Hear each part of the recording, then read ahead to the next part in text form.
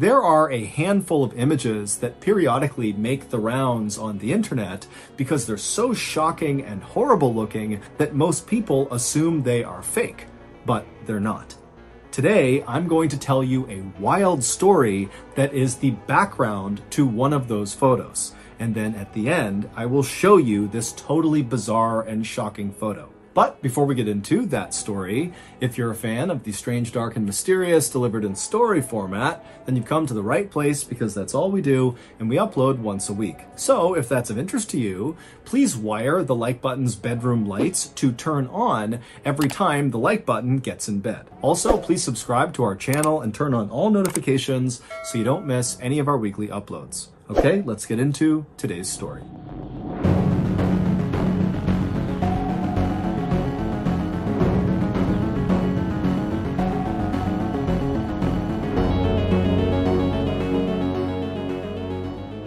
On September 12, 1916, residents of the little mining town called Kingsport, Tennessee, left their homes and packed the main street. Because on this day, a traveling circus called Sparks' World Famous Shows was coming to town. The performers in this traveling circus were going to put on a big parade and then end it with a traditional circus act. This was going to be the most exciting and biggest event that had ever happened in Kingsport. Kingsport was not an affluent place. Most people lived in tents instead of homes, and many of the roads were mud. And so they were really desperate for something fun and exciting to happen.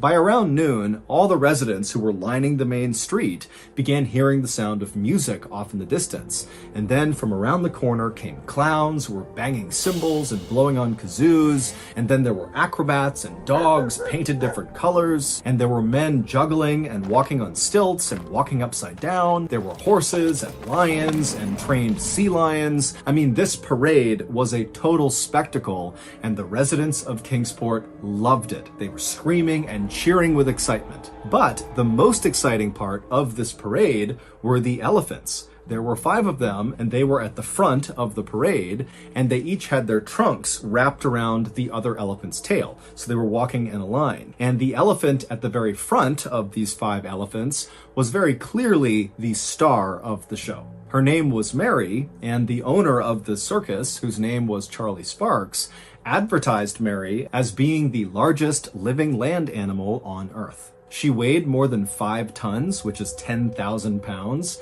and Charlie had had her since she was a baby, and he had taught her many tricks. She could stand on her head, she could play 25 songs on a trumpet, and she could throw a baseball. Charlie loved Mary like she was his child, and Charlie knew that Mary was really his ticket to real success. At this time in America, there were lots of other traveling circuses that Charlie had to compete with, and generally speaking, Charlie's circus was on the smaller side. And so this was frustrating for Charlie because he was always trying to find new ways to grow his circus and make it more fun and enjoyable, but a lot of his efforts didn't really work out.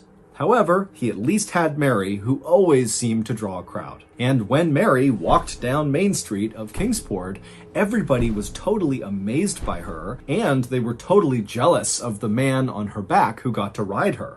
It was her handler. His name was Red Edridge. When the parade finally came to an end, and Charlie was getting ready to shift the entire performance from parade to traditional circus act, Red, Mary's handler, took Mary and led her over to a nearby pond to let her get a drink of water. Red, who was 38 years old, was new to elephant handling. In fact, Charlie had hired him just a day earlier when Charlie's show had passed through Virginia, where Red was working as a janitor. Animal handlers in Charlie's show were all trained to treat the animals gently, especially Mary. But Red was a grouchy person who was a very skinny guy with bright red hair, and he had been teased for much of his life, which had kind of made him a mean person. And so as he and Mary are walking over to this pond, Mary saw a watermelon on the ground and stopped to eat it. And as she was doing this, Red noticed there was a group of people kind of forming up around them, just kind of amazed by Mary. And they were noticing that Red was trying to get Mary to go to the pond to get her drink of water, and she wasn't listening. She was focused on the watermelon. And so Red very likely started to feel insecure, that they would think he wasn't in control of the animal. And so he got mad and he took his metal prod and he jabbed it into the side of Mary's head, right behind her ear, breaking her skin. Now, Mary was a very gentle creature, but over the past 24 hours that Red had been her new handler, he had been cruel like this. And so when he poked her with that prod, it was like Mary snapped. Mary dropped the watermelon, turned to face Red, and Red, he's startled by this and just kind of stares up at Mary, wondering what's going on. And Mary would wrap up Red in her long trunk and throw him into a nearby drink stand.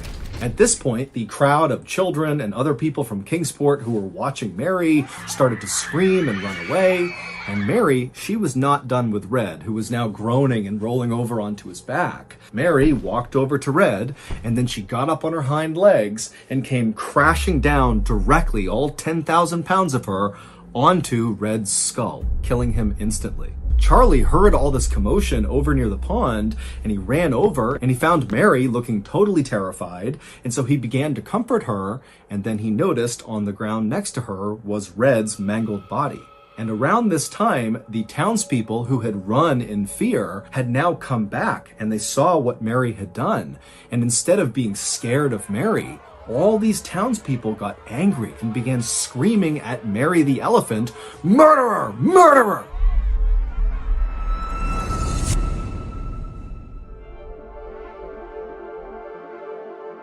Once the news headlines fade about whatever terrible thing happened to them, the victims of violent crime and their families are often left to pick up the pieces of their shattered lives all on their own. This is why we started the MrBallen Foundation. It is a registered 501c3 charity whose sole purpose is to help these forgotten people. However, we can't do it alone. Since last year, with your help, we were able to raise and give away to victims of violent crime and their families nearly $500,000. And this year alone, our studio, Ballen Studios, is going to donate $1 million.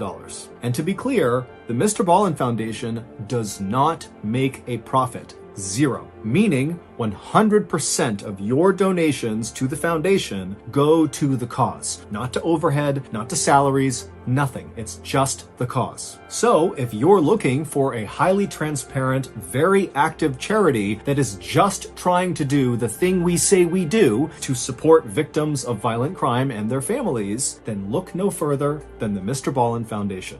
To make a donation, simply go to MrBallen.foundation and click on Donate. Again, that's MrBallen.foundation and click Donate.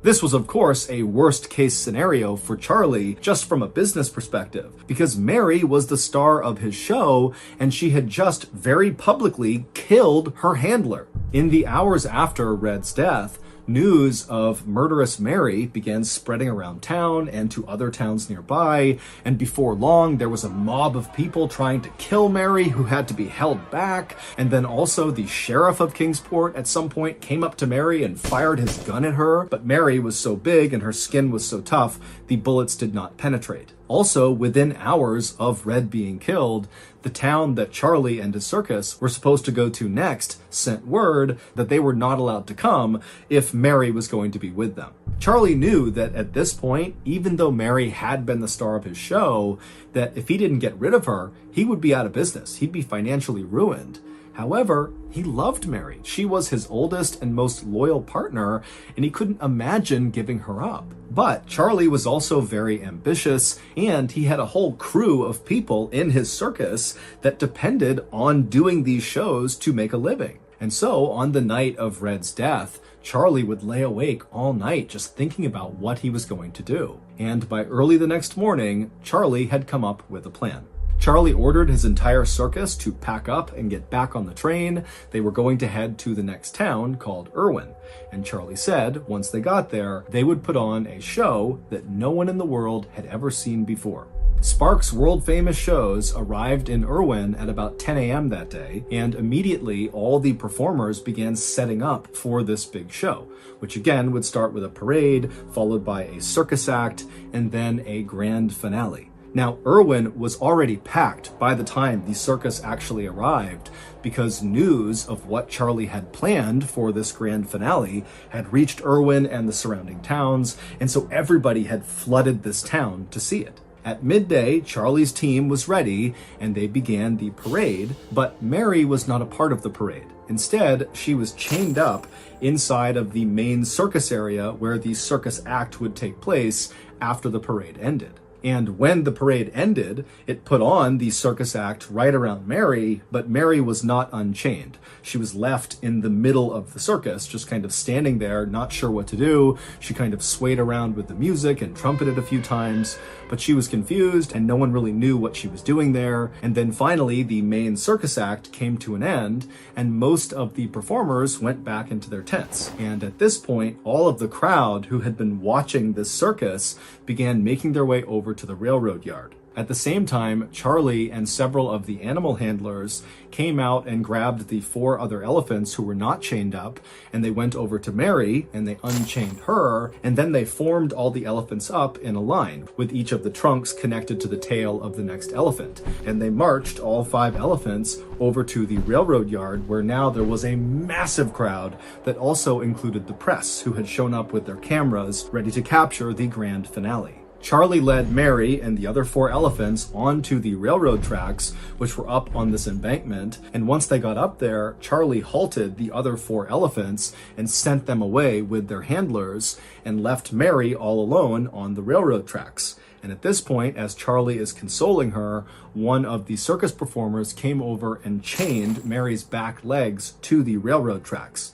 Now, Mary was extremely well trained, and Charlie is right there comforting her. And so even though she was nervous as she was getting chained up, she didn't try to fight it. And as this was happening, a railroad worker climbed into a machine called a derrick, which is basically a big crane that's able to lift heavy things like lumber off of the railroad cars. And so this worker hops in the derrick, which is on tracks, and he brought it over right behind Mary.